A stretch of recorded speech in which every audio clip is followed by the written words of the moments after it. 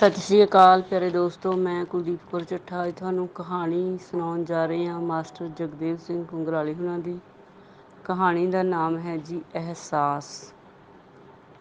ਮੱਲਾ ਉਰੇ ਆਈ ਜਰਾ, ਕਿਸੇ ਬਜ਼ੁਰਗ ਨੇ ਮੈਨੂੰ ਦੁਕਾਨ ਤੋਂ ਬਾਹਰ ਆਉਣ ਲਈ ਕਿਹਾ। ਹੈਂ, ਇਹ ਕਰਮਜੀਤ ਦਾ ਬਾਪੂ ਸਵੇਰੇ ਸਵੇਰੇ ਕਿਵੇਂ ਆਇਆ? ਮੈਂ ਕੱਪੜੇ ਦੇ ਥਾਨ ਠੀਕ ਕਰਦੇ ਹੋਏ ਆਪਣੇ ਆਪ ਨੂੰ ਕਿਹਾ।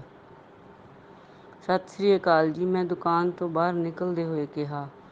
ਸਤਿ ਸ੍ਰੀ ਅਕਾਲ ਭਾਈ, ਉਸਨੇ ਹੌਲੀ ਦੇਣੀ ਕਿਹਾ। ਸਵੇਰੇ ਸਵੇਰੇ ਅੰਕਲ ਜੀ ਕਿਵੇਂ ਆਉਣੇ ਹੋਏ? ਮੈਂ ਸੁਭਾਈਕੇ ਹੀ ਪੁੱਛਿਆ। ਆਉਣਾ ਕਾਹਦਾ ਹੋਇਆ ਮੱਲਾ, ਰਾਤ ਕਰਮਜੀਤ ਨੇ ਬਹੁਤ ਜਲੂਸ ਕੱਢਿਆ ਸਾਡਾ। ਮੈਂ ਤਾਂ ਬਸ ਤੇਰੇ ਕੋਲ ਆਇਆ। ਉਸਨੇ ਬੈਂਚ 'ਤੇ ਬੈਠਦੇ ਹੋਏ ਮੈਨੂੰ ਆਪਣੇ ਕੋਲ ਬੈਠਣ ਲਈ ਹੱਥ ਦਾ ਇਸ਼ਾਰਾ ਕਰਦੇ ਹੋਏ ਕਿਹਾ। ਕੀ ਗੱਲ ਅੰਕਲ ਜੀ, ਕਿਸੇ ਨਾਲ ਲੜਾਈ ਹੋ ਗਈ? ਮੈਂ ਗੰਭੀਰ ਹੁੰਦੇ ਹੋਏ ਪੁੱਛਿਆ।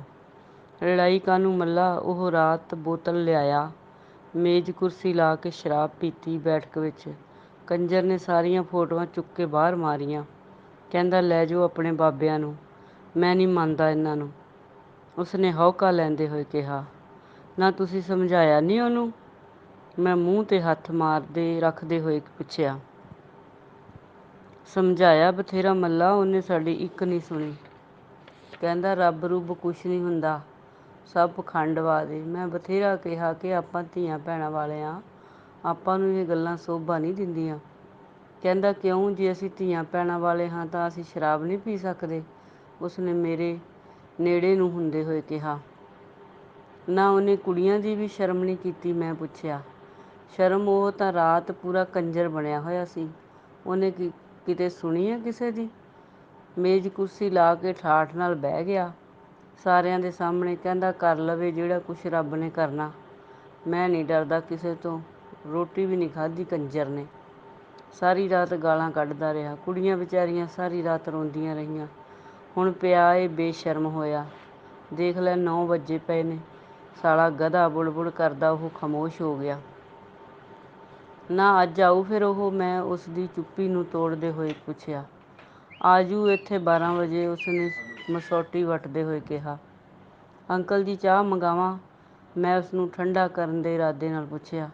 ਚਾਹ ਕਾਹਨੂੰ ਮੱਲਾ, ਤੂੰ ਐਂ ਕਰੀਂ ਉਹਨੂੰ ਸਮਝਾਈ ਜਰਾ, ਸਾਡੇ ਬਾਰੇ ਤਾਂ ਤੈਨੂੰ ਪਤਾ ਹੀ ਹੈ, ਅਸੀਂ ਤਾਂ ਨਾਂ ਦੇ ਹੀ ਕਿਸਾਨ ਆ। ਥੋੜ੍ਹੀ ਜ਼ਮੀਨ 'ਚੋਂ ਕੱਢਣ ਪਾਉਣ ਨੂੰ ਕੁਛ ਨਹੀਂ ਹੁੰਦਾ, ਘਰ ਦਾ ਖਰਚ ਵੀ ਨਹੀਂ ਚੱਲਦਾ, ਉੱਪਰੋਂ ਧੀਆਂ ਕੋਠੇ ਜਿੱਡੀਆਂ ਹੋਈਆਂ ਪਈਆਂ ਨੇ, ਉਹਨਾਂ ਨੂੰ ਵੀ ਵਿਆਹੁਣਾ। ਕੁੜੀਆਂ ਤੋਂ ਛੋਟਾ ਸਿਧਰਾ ਵਿਚਾਰਾ, ਤੈਨੂੰ ਪਤਾ ਹੀ ਆ, ਇਹੀ ਏ ਸਾਰਿਆਂ ਨਾਲੋਂ ਵੱਡਾ। ਜੇ ਇਹੀ ਇਸ ਤਰ੍ਹਾਂ ਕਰਨ ਲੱਗ ਗਿਆ ਤਾਂ ਅਸੀਂ ਕਾਸੇ ਜੋਗੇ ਨਹੀਂ ਰਹਿਣਾ ਮੱਲਾ, ਤੂੰ ਸਮਝਾਈ ਜਰਾ ਉਹਨੂੰ। ਮੈਨੂੰ ਪਤਾ ਉਹ ਤੈਥੋਂ ਉਮਰ 'ਚ ਵੱਡਾ, ਪਰ ਤੂੰ ਉਹਦੇ ਨਾਲੋਂ ਜ਼ਿਆਦਾ ਸਮਝਦਾਰ ਏ। ਤੇਰਾ ਤਾਂ ਆੜੀ ਆ ਉਹ, ਆੜੀ ਦੀ ਆੜੀ ਵੱਧ ਮੰਨਦਾ ਹੁੰਦਾ, ਉਸਨੇ ਮੇਰੇ 'ਤੇ ਭਰੋਸਾ ਕਰਦੇ ਹੋਏ ਕਿਹਾ। ਐਂ ਕਰੀਂ ਦੱਸੀ ਨਾ ਉਹਨੂੰ ਕਿ ਮੈਂ ਆਇਆ ਸੀ, ਨਹੀਂ ਫਿਰ ਉਹ ਸਾਡੇ ਨਾਲ ਕਲੇਸ਼ ਕਰੂ। ਹੁਣ ਤਾਂ ਉਹ ਪੁੱਠਾ ਚੱਲਦਾ, ਜਵਾਨ ਪੁੱਤ ਹੈ, ਝਿੜਕਿਆ ਵੀ ਡਰ ਲੱਗਦਾ, ਕਿਤੇ ਕੁਛ ਹੋਰ ਹੀ ਨਾ ਕਰ ਬੈਠੇ। ਬਸ ਮੇਰਾ ਕੰਮ ਕਰਦੀ ਤੂੰ, ਉਸਨੇ ਮੇਰਾ ਮੋਢਾ ਥਾਪੜਦੇ ਹੋਏ ਵਿਦਾ ਲੈਂਦੇ ਹੋਏ ਕਿਹਾ। ਕੋਈ ਗੱਲ ਨਹੀਂ ਅੰਕਲ ਜੀ, ਫਿਕਰ ਨਾ ਕਰੋ, ਸਭ ਠੀਕ ਹੋ ਜਾਵੇਗਾ, ਮੈਂ ਦੁਬਾਰਾ ਤਸੱਲੀ ਦਿਵਾਉਂਦੇ ਹੋਏ ਕਿਹਾ। ਉਹਦੇ ਜਾਣ ਮਗਰੋਂ ਮੈਂ ਦੁਚਿੱਤੀ ਵਿੱਚ ਪੈ ਗਿਆ ਕਿ ਮੈਂ ਕਰਮਜੀਤ ਨੂੰ ਕਿਸ ਤਰ੍ਹਾਂ ਸਮਝਾਵਾਂਗਾ। ਮੈਂ ਤੇ ਕਰਮਜੀਤ ਇੱਕ ਹੀ ਦੁਕਾਨ 'ਤੇ ਕੰਮ ਕਰਦੇ ਸੀ। ਮੈਂ ਕੱਪੜੇ ਦੀ ਦੁਕਾਨ 'ਤੇ ਸੇਲਜ਼ਮੈਨ ਸੀ ਤੇ ਉਹ ਟੀਵੀ ਮਕੈਨਿਕ। ਦੋਹਾਂ ਦਾ ਮਾਲਕ ਇੱਕ ਹੀ ਸੀ। ਕੱਪੜੇ ਵਾਲੀ ਦੁਕਾਨ ਦੇ ਵਿੱਚ ਹੀ ਕਰਮਜੀਤ ਇੱਕ ਵੱਖਰੇ ਕੈਬਿਨ ਵਿੱਚ ਪਿੱਛੇ ਬੈਠਾ ਟੀਵੀ ਸਵਾਰਿਆ ਕਰਦਾ ਸੀ।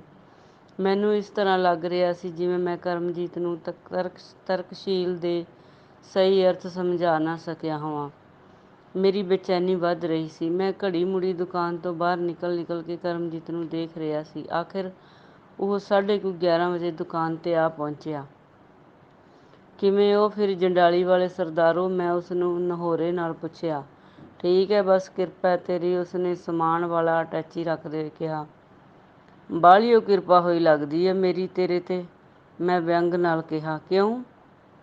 ਕਿਉਂ ਕੀ, ਰਾਤ ਕੀ ਹੋਇਆ ਸੀ? ਮੈਂ ਪੁੱਛਿਆ। ਰਾਤ ਕੀ ਹੋਣਾ ਸੀ, ਕੁਛ ਵੀ ਨਹੀਂ ਹੋਇਆ ਰਾਤ ਤਾਂ, ਉਹਨੇ ਅਣਜਾਣ ਬਣਦੇ ਹੋਏ ਕਿਹਾ। ਕਰਮਜੀਤ ਮੈਨੂੰ ਸਭ ਪਤਾ ਰਾਤ ਕੀ ਹੋਇਆ ਸੀ, ਮੈਥੋਂ ਛੁਪਾਉਣ ਦੀ ਕੋਸ਼ਿਸ਼ ਨਾ ਕਰ। ਕਿਉਂ, ਤੈਥੋਂ ਕੀ ਛੁਪਾਉਣਾ? ਨਾਲੇ ਬਾਬੇ ਤੁਸੀਂ ਤਾਂ ਅੰਤਰਜਾਮੀ ਹੋ, ਤੁਹਾਥੋਂ ਕੁਛ ਛੁਪਾ ਕੇ ਮਰਨਾ ਅਸੀਂ? ਉਸਨੇ ਮੁਸਕਣੀ ਹਾਸੀ ਹੱਸਦੇ ਹੋਏ ਕਿਹਾ, ਜਿਵੇਂ ਉਹ ਸਭ ਕੁਝ ਸਮਝ ਗਿਆ ਹੋਵੇ। ਮੈਂ ਸੁਣਿਆ ਕਿ ਰਾਤ ਤੁਹਾਡੇ ਘਰੇ ਬਾਬੇ ਆ ਗਏ ਸੀ, ਉਹ ਵੀ ਤੇਰੇ ਵਿੱਚ। ਮੈਂ ਉਸਨੂੰ ਠੋਰਦੇ ਹੋਏ ਕਿਹਾ, ਉਹ ਤਰਕਸ਼ੀਲਾਂ ਵਿੱਚ ਬਾਬੇ ਨਹੀਂ ਆਉਂਦੇ ਹੁੰਦੇ, ਬਾਬੇ ਤਾਂ ਸਾਡੇ ਮੂਹਰੇ ਮੂਹਰੇ ਭੱਜੇ ਫਿਰਦੇ ਨੇ। ਉਸਨੇ ਪੱਕਾ ਤਰਕਸ਼ੀਲ ਹੋਣ ਦਾ ਸਬੂਤ ਦਿੰਦੇ ਹੋਏ ਕਿਹਾ, ਪਰ ਜਿਹੜਾ ਕੁਛ ਤੂੰ ਰਾਤ ਕੀਤਾ ਕਰਮਜੀਤ, ਉਹ ਤੇਰੇ ਲਈ ਠੀਕ ਨਹੀਂ ਹੈ। ਤਰਕਸ਼ੀਲ ਹੋਣ ਦਾ ਮਤਲਬ ਧਰਮ ਕਰਮ ਤੋਂ ਭੱਜਣਾ ਨਹੀਂ ਹੈ। ਤਰਕਸ਼ੀਲ ਹੋਣ ਦਾ ਮਤਲਬ ਨਸ਼ਈ ਹੋਣਾ ਨਹੀਂ ਹੈ, ਸਗੋਂ ਤਰਕਸ਼ੀਲ ਹੋਣ ਦਾ ਮਤਲਬ ਸੱਚ ਨੂੰ ਜਾਣ ਲੈਣ ਤੋਂ ਹੈ। ਮੈਂ ਚਿੰਤਿਤ ਹੁੰਦੇ ਹੋਏ ਕਿਹਾ, ਤੈਂ ਹੀ ਤਾਂ ਮੈਨੂੰ ਕਿਹਾ ਸੀ ਕਿ ਰੱਬ ਰੁੱਬ ਕੁਛ ਨਹੀਂ ਹੁੰਦਾ, ਇਹ ਸਾਰਾ ਕੁਛ ਪਖੰਡਵਾਦ ਏ। ਅਸੀਂ ਸਮਾਜ ਨੂੰ ਇਹਨਾਂ ਅੰਧ ਵਿਸ਼ਵਾਸਾਂ ਅਤੇ ਪਖੰਡਵਾਦ ਤੋਂ ਮੁਕਤ ਕਰਾਉਣਾ ਹੈ। ਉਸਨੇ ਮੈਨੂੰ ਦੋਸ਼ੀ ਠਹਿਰਾਉਂਦੇ ਹੋਏ ਕਿਹਾ, ਠੀਕ ਹੈ ਕਰਮਜੀਤ, ਮੈਂ ਹੀ ਤੈਨੂੰ ਕਿਹਾ ਸੀ ਕਿ ਰੱਬ ਰੁੱਬ ਕੁਛ ਨਹੀਂ ਹੁੰਦਾ, ਪਰ ਪਖੰਡਵਾਦ ਹੈ। ਅਸੀਂ ਸਮਾਜ ਨੂੰ ਇਸ ਸਭ ਕਾਸੇ ਤੋਂ ਮੁਕਤ ਕਰਾਉਣਾ ਹੈ। ਪਰ ਮੈਂ ਤੈਨੂੰ ਸ਼ਰਾਬ ਪੀਣ ਲਈ ਤਾਂ ਨਹੀਂ ਸੀ ਕਿਹਾ, ਮੈਂ ਤੈਨੂੰ ਗੁਰੂ ਪੀਰਾਂ ਅਤੇ ਮਾਤਾ ਪਿਤਾ ਦੀ ਬੇਇੱਜ਼ਤੀ ਕਰਨ ਲਈ ਤਾਂ ਨਹੀਂ ਸੀ ਕਿਹਾ, ਪਰ ਜਿਸ ਤਰ੍ਹਾਂ ਦਾ ਰੱਬ ਤੂੰ ਮਹਿਸੂਸ ਕਰ ਰਿਹਾ ਹੈ, ਉਹ ਉਸ ਤਰ੍ਹਾਂ ਦਾ ਨਹੀਂ ਹੈ। ਆ ਬੈਠ, ਮੈਂ ਤੈਨੂੰ ਰੱਬ ਦਾ ਅਹਿਸਾਸ ਕਰਾਵਾਂ। ਮੈਂ ਉਸਨੂੰ ਬੈਠਣ ਦਾ ਇਸ਼ਾਰਾ ਕਰਦੇ ਹੋਏ ਕਿਹਾ, ਚੱਲ ਕਰਾ ਫਿਰ ਦਰਸ਼ਨ ਰੱਬ ਦੇ। ਉਸਨੇ ਮੇਰੇ ਅੱਗੇ ਚੌਂਕੜਾ ਮਾਰ ਕੇ ਬੈਠਦੇ ਹੋਏ ਕਿਹਾ, ਦੇਖ ਕਰਮਜੀਤ, ਇਹ ਗਲਤੀ ਮੇਰੀ ਹੀ ਸੀ ਕਿ ਮੈਂ ਤੈਨੂੰ ਪਰਮਾਤਮਾ ਬਾਰੇ ਅਤੇ ਤਰਕਸ਼ੀਲ ਬਾਰੇ ਠੀਕ ਤਰ੍ਹਾਂ ਨਾਲ ਜਾਣਕਾਰੀ ਨਹੀਂ ਦੇ ਸਕਿਆ। ਦਰਅਸਲ ਮੈਂ ਤੈਨੂੰ ਹੌਲੀ ਹੌਲੀ ਸਾਰਾ ਕੁਝ ਸਮਝਾਉਣਾ ਚਾਹੁੰਦਾ ਸੀ, ਪਰ ਮੈਨੂੰ ਨਹੀਂ ਸੀ ਪਤਾ ਕਿ ਤੂੰ ਇੰਨੀ ਜਲਦੀ ਭਾਵੁਕ ਹੋ ਜਾਵੇਗਾ। ਮੈਂ ਵਿਦਵਾਨਾਂ ਵਾਂਗ ਉਸਨੂੰ ਸਮਝਾਉਂਦਿਆਂ ਕਿਹਾ, ਚੱਲ ਹੁਣ ਦੱਸ ਦੇ ਜਿਹੜੀ ਗੱਲ ਰਹਿ ਗਈ ਸੀ। ਉਸਨੇ ਦੰਦੀਆਂ ਕੱਢਦੇ ਹੋਏ ਕਿਹਾ, ਦੇਖ ਕਰਮਜੀਤ, ਆਪਾਂ ਧੀਆਂ ਭੈਣਾਂ ਵਾਲੇ ਹਾਂ, ਤੇਰੇ ਵੀ ਭੈਣਾਂ ਹਨ ਵਿਆਹੁਣ ਵਾਲੀਆਂ, ਛੋਟਾ ਭਰਾ ਏ ਸਿਧਰਾ ਏ, ਬਾਪੂ ਤੇਰਾ ਬਿਮਾਰ ਰਹਿੰਦਾ, ਘਰ ਦੀ ਸਾਰੀ ਜ਼ਿੰਮੇਵਾਰੀ ਤੇਰੇ ਤੇ ਸਿਰ ਤੇ ਹੀ ਹੈ। ਤਰਕਸ਼ੀਲ ਹੋਣ ਤੋਂ ਭਾਵ ਨਸ਼ਈ ਹੋਣ ਤੋਂ ਨਹੀਂ ਹੈ, ਸ਼ਰਾਬੀ ਹੋਣ ਤੋਂ ਨਹੀਂ ਹੈ। ਜਿਹੜੀ ਗੱਲ ਵਿਗਿਆਨਕ ਤੌਰ ਤੇ ਸਹੀ ਨਹੀਂ ਹੈ, ਅਸੀਂ ਉਸਨੂੰ ਕਦਾਚਿਤ ਨਹੀਂ ਮੰਨਣਾ। ਮੈਂ ਉਸਨੂੰ ਸਮਝਾਉਂਦਿਆਂ ਕਿਹਾ, ਚੱਲ ਛੇਤੀ ਛੇਤੀ ਗੱਲ ਨਿਬੇੜ, ਬੁਝਾਰਤਾਂ ਜਿਹੀਆਂ ਨਾ ਪਾ। ਮੇਰਾ ਟੀਵੀ ਖੋਲ੍ਹਿਆ ਪਿਆ, ਉਹ ਵੀ ਠੀਕ ਕਰਨਾ, ਨਹੀਂ ਤਾਂ ਬਾਪੂ ਛਿੱਤਰ ਮਾਰੂ ਮੇਰੇ। ਉਸਨੇ ਮੇਰੀ ਗੱਲ ਵਿਚਾਲੇ ਹੀ ਟੋਕਦੇ ਹੋਏ ਕਿਹਾ, ਦੱਸਣਾ ਹੁਣ ਕਾਹਲੀ ਕਾਹਨੂੰ ਕਰਦਾ ਹੈ? ਮੈਂ ਉਸਨੂੰ ਹੱਥ ਦੇ ਇਸ਼ਾਰੇ ਨਾਲ ਬਿਠਾਉਂਦੇ ਹੋਏ ਕਿਹਾ, ਮੰਨ ਲੈ ਕਰਮਜੀਤ, ਅੱਜ ਤੇਰਾ ਵਿਆਹ ਹੋ ਜਾਂਦਾ, ਸਾਲ ਕੁ ਬਾਅਦ ਤੇਰੇ ਇੱਕ ਕੁੜੀ ਜੰਮ ਪੈਂਦੀ ਹੈ, ਉਹ ਵੀ ਹੈਂਡੀਕੈਪਟ। ਕੀ ਕਰੇਂਗਾ ਉਸਦਾ? ਮੈਂ ਉਸ ਦੀਆਂ ਅੱਖਾਂ ਵਿੱਚ ਅੱਖਾਂ ਪਾਉਂਦੇ ਹੋਏ ਕਿਹਾ, ਕੀ ਕਰਨਾ ਹੈ ਉਸਦਾ? ਮੈਂ ਉਸਨੂੰ ਪਾਲੂੰਗਾ, ਪੜ੍ਹਾਊਂਗਾ, ਜੇ ਹੋ ਸਕਿਆ ਤਾਂ ਕੋਈ ਅਫਸਰ ਬਣਾਊਂਗਾ। ਉਸਨੇ ਫਟਾਫਟ ਉੱਤਰ ਦਿੰਦੇ ਹੋਏ ਕਿਹਾ, ਵੈਰੀ ਗੁੱਡ। ਮੈਂ ਹੈਰਾਨੀ ਨਾਲ ਅੱਖਾਂ, ਮੋਢੇ ਅਤੇ ਹੱਥ ਹਿਲਾਉਂਦੇ ਹੋਏ ਕਿਹਾ, ਅੱਛਾ, ਫਰਜ਼ ਕੀਤਾ ਅਗਲੇ ਸਾਲ ਤੇਰੇ ਇੱਕ ਹੋਰ ਕੁੜੀ ਜੰਮ ਪਵੇ, ਉਹ ਗੂੰਗੀ ਵੀ ਹੋਵੇ, ਬੋਲੀ ਵੀ ਹੋਵੇ ਅਤੇ ਲੱਤਾਂ ਤੋਂ ਆਰੀ ਵੀ ਹੋਵੇ, ਕੀ ਕਰੇਂਗਾ ਉਹਦਾ? ਮੈਂ ਉਸਨੂੰ ਉਲਝਾਉਂਦੇ ਹੋਏ ਪੁੱਛਿਆ, ਕਰਨਾ ਕੀ ਹੈ ਉਹਦਾ? ਮੈਂ ਉਸਨੂੰ ਪਾਲੂੰਗਾ, ਪੜ੍ਹਾਊਂਗਾ, ਜੇ ਹੋ ਸਕਿਆ ਤਾਂ ਉਸਨੂੰ ਕਿਸੇ ਕੰਢੇ ਲਾਵਾਂਗਾ। ਉਸਨੇ ਦਬਵੀਂ ਆਵਾਜ਼ ਵਿੱਚ ਆਪਣਾ ਉੱਤਰ ਦੁਹਰਾਉਂਦੇ ਹੋਏ ਕਿਹਾ, ਇਸ ਤਰ੍ਹਾਂ ਲੱਗ ਰਿਹਾ ਸੀ ਜਿਵੇਂ ਉਹ ਹਿਪਨੋਟਾਈਜ਼ ਹੋ ਗਿਆ ਹੋਵੇ। ਵੈਰੀ ਗੁੱਡ, ਫਿਰ ਤਾਂ ਤੂੰ ਬਹੁਤ ਅੱਛਾ ਬਾਪ ਬਣਨ ਜਾ ਰਿਹਾ ਹੈ। ਮੈਂ ਉਸਨੂੰ ਸ਼ਾਬਾਸ਼ ਦਿੰਦੇ ਹੋਏ ਕਿਹਾ, ਠੀਕ ਹੈ ਕਰਮਜੀਤ, ਫਰਜ਼ ਕੀਤਾ ਅਗਲੇ ਸਾਲ ਤੇਰੇ ਇੱਕ ਹੋਰ ਕੁੜੀ ਜੰਮ ਪਵੇ, ਉਹ ਗੂੰਗੀ ਵੀ ਹੋਵੇ, ਬੋਲੀ ਵੀ ਹੋਵੇ, ਨੇਤਰਹੀਣ ਵੀ ਹੋਵੇ, ਲੱਤਾਂ ਤੋਂ ਆਰੀ ਵੀ ਹੋਵੇ, ਕੀ ਕਰੇਂਗਾ ਉਹਦਾ? ਮੈਂ ਫਿਰ ਉਹੀ ਅੰਦਾਜ਼ ਵਿੱਚ ਪ੍ਰਸ਼ਨ ਕਰਦੇ ਹੋਏ ਕਿਹਾ, ਕਿਉਂ, ਕਰਨਾ ਕੀ ਹੈ? ਮੈਂ ਉਸਨੂੰ ਪਾਲੂੰਗਾ, ਪੜ੍ਹਾਊਂਗਾ। ਅਤੇ ਉਸਦੀ ਜ਼ੁਬਾਨ ਲੜਖੜਾ ਗਈ। ਅੱਗੋਂ ਉਸਨੂੰ ਕੋਈ ਗੱਲ ਨਹੀਂ ਸੀ ਔੜੀ। ਇਸ ਤਰ੍ਹਾਂ ਲੱਗ ਰਿਹਾ ਸੀ ਜਿਵੇਂ ਉਹ 24 ਸਾਲ ਦਾ ਨਾ ਹੋ ਕੇ 40 ਸਾਲਾਂ ਦਾ ਹੋ ਗਿਆ ਹੋਵੇ। ਉਸਦੀਆਂ ਅੱਖਾਂ ਵਿੱਚ ਗਮ ਦੇ ਬੱਦਲ ਦਿਖਾਈ ਦੇਣ ਲੱਗੇ। ਕਿਉਂ, ਸੋਚਦਾ ਕੀ ਹੈ ਕਰਮਜੀਤ? ਮੈਂ ਪੁੱਛਿਆ।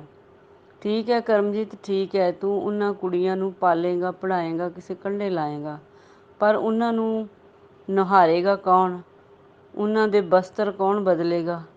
ਬਿਨਾਂ ਕੋਈ ਉੱਤਰ ਮਿਲੇ ਮੈਂ ਉਸਨੂੰ ਵਕੀਲਾਂ ਵਾਂਗ ਘੇਰਦੇ ਹੋਏ ਪੁੱਛਿਆ, ਇਹ ਸਾਰਾ ਕੁਛ ਮੇਰੀ ਘਰਵਾਲੀ ਕਰੇਗੀ? ਉਸਨੇ ਚੁੱਪੀ ਤੋੜਦੇ ਹੋਏ ਕਿਹਾ, ਫਰਜ਼ ਕੀਤਾ ਕਰਮਜੀਤ, ਜੇ ਤੇਰੀ ਘਰਵਾਲੀ ਵੀ ਮਰ ਜਾਵੇ ਫੇਰ ਕੀ ਕਰੇਂਗਾ? ਮੈਂ ਇੱਕ ਹੋਰ ਸੱਟ ਮਾਰਦੇ ਹੋਏ ਕਿਹਾ, ਮੈਂ ਕੋਈ ਨੌਕਰਾਣੀ ਰੱਖ ਲੂੰ ਉਹਨਾਂ ਦੀ ਦੇਖਭਾਲ ਕਰਨ ਲਈ।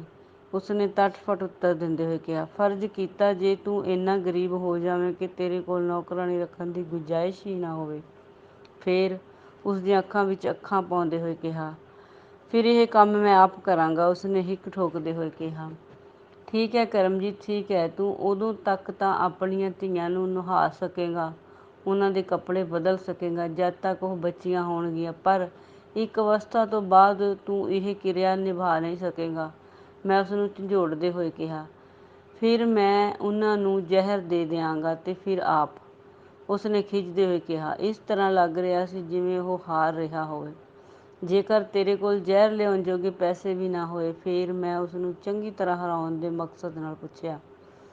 ਫੇਰ ਮੇਰੇ ਕੋਲ ਆਹ ਹੱਥ ਹੈਗੇ ਨੇ, ਇਹਨਾਂ ਹੱਥਾਂ ਨਾਲ ਉਹਨਾਂ ਦੇ ਗਲ ਘੁੱਟ ਕੇ ਖ਼ਤਮ ਕਰ ਦਿਆਂਗਾ ਤੇ ਫਿਰ ਆਪ ਆਤਮ ਹੱਤਿਆ ਕਰ ਲਵਾਂਗਾ। ਉਸਨੇ ਦਬੀ ਹੋਈ ਆਵਾਜ਼ ਵਿੱਚ ਆਪਣੇ ਲੰਮੇ ਲੰਮੇ ਹੱਥ ਮੇਰੇ ਵੱਲ ਵਧਾਉਂਦੇ ਹੋਏ ਕਿਹਾ, ਫਿਰ ਤਾਂ ਤੂੰ ਉਹਨਾਂ ਦਾ ਬਾਪ ਨਾ ਹੋਇਆ, ਉਹਨਾਂ ਦਾ ਕਾਤਲ ਹੋਇਆ। ਕਾਤਲ ਬਾਪ? ਹਾਂ, ਕਾਤਲ ਬਾਪ। ਮੈਂ ਉਸਨੂੰ ਲਾਹਨਤਾਂ ਪਾਉਂਦੇ ਹੋਏ ਕਿਹਾ, ਬੱਸ ਕਰ ਯਾਰ, ਹੋ ਗਿਆ ਮੈਨੂੰ ਮੇਰੀ ਗਲਤੀ ਦਾ ਅਹਿਸਾਸ। ਮੈਨੂੰ ਮਾਫ਼ ਕਰ ਦੇ ਯਾਰ, ਮੈਂ ਫਿਰ ਕਦੇ ਅਜਿਹੀ ਗਲਤੀ ਨਹੀਂ ਕਰਾਂਗਾ। ਉਸਨੇ ਆਪਣੀ ਹਾਰ ਕਬੂਲਦੇ ਹੋਏ, ਗਲਤੀ ਮੰਨਦੇ ਹੋਏ ਮੇਰੇ ਪੈਰਾਂ ਵੱਲ ਨੂੰ ਝੁਕਦੇ ਹੋਏ ਕਿਹਾ, ਜਾ ਕੇ ਕੰਮ ਕਰ ਕਰਮਜੀਤ, ਕੰਮ ਵਿੱਚ ਹੀ ਸਭ ਕੁਝ ਹੁੰਦਾ, ਪਰਮਾਤਮਾ ਵੀ ਤੇ ਤਰਕਸ਼ੀਲਤਾ ਵੀ। ਮੈਂ ਆਪਣੇ ਪੈਰ ਪਿੱਛੇ ਖਿੱਚ ਲਏ ਤੇ ਬਾਹਰ ਵੱਲ ਨੂੰ ਨਿਕਲ ਗਿਆ। ਧੰਨਵਾਦ ਜੀ। ਚੌਹਾਨ ਇੰਟਰਟੇਨਮੈਂਟ, ਤੁਹਾਡਾ ਆਪਣਾ, ਤੁਹਾਡੇ ਲਈ।